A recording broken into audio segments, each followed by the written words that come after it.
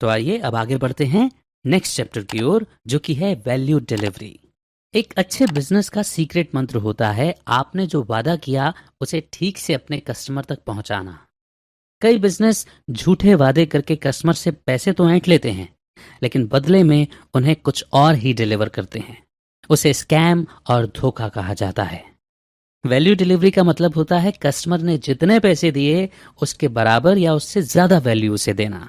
इस प्रोसेस में कई चीजें शामिल हैं, जैसे इन्वेंट्री मैनेजमेंट, ऑर्डर प्रोसेस करना, प्रोडक्ट डिलीवरी और सेल के बाद कस्टमर सर्विस। सबसे उम्दा बिजनेस वो होता है जो कस्टमर के सामने ऐसा प्रोडक्ट पेश करे जो उसकी उम्मीदों से भी ऊपर हो। इसका मतलब है कि आपके प्रोडक्ट डिलीवरी में अच्छी क्वालिटी, भरोसेमंद सर्विस और फास्ट सर्विस ये सब शामिल होने चाहिए। इस बात की गारंटी है कि एक हैप्पी और सेटिस्फाइड कस्टमर दोबारा आपका प्रोडक्ट जरूर खरीदेगा। ये कस्टमर दूसरों को आपके प्रोडक्ट के बारे में बताकर आपकी सेल भी बढ़ा सकता है। क्या आप ज़ेपोस की सक्सेस का सीक्रेट जानना चाहते हैं? ज़ेपोस एक लीडिंग ऑनलाइन शू स्टोर है। 2009 में अमेज़न ने ज़ेपोस को $1.2 बिलियन में खरीद लिया था।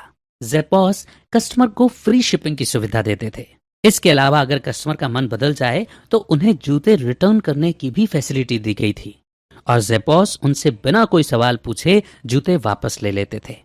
इन सब सुविधाओं के कारण ज्यादा से ज्यादा लोग उनसे जूते खरीदने लगे। लेकिन ज़ेपोस की एक खासियत जो उन्हें दूसरों से अलग बनाती थी वो ये थी कि वो कस्टमर को उनकी उम्मीद से बढ़कर सर्विस देते थे। वो नेक्स्ट डे डिलीवरी से अपने कस्टमर्स को सरप्राइज कर देते थे। ऑर्डर प्लेस करते समय उनकी वेबसाइट पर लिखा होता था कि डिलीवरी में 3 से 7 दिन लग जाएंगे, लेकिन वो अगले दिन डिलीवरी कर कस्टमर्स को हैरान कर देते थे। ज़ेपोस ने अपने स्टोर के लिए या जो एक्स्ट्रा सुविधा वो दे रहे थे उसके लिए कभी एडवर्टाइज नहीं किया।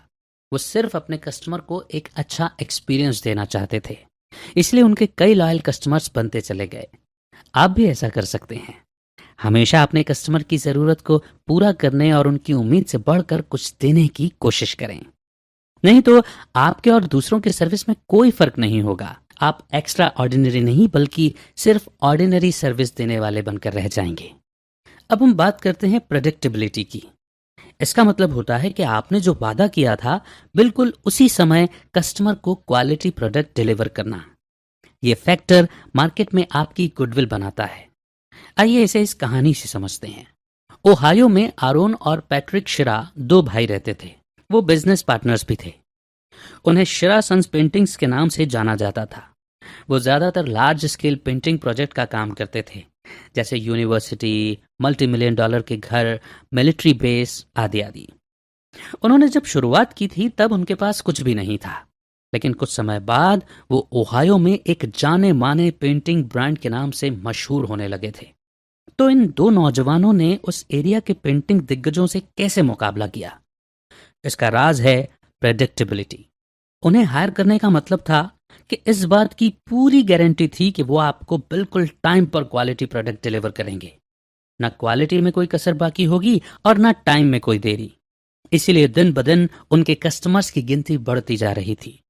उनके मुकाबले दूसरे पेंटर्स काफी अनप्रेडिक्टेबल थे।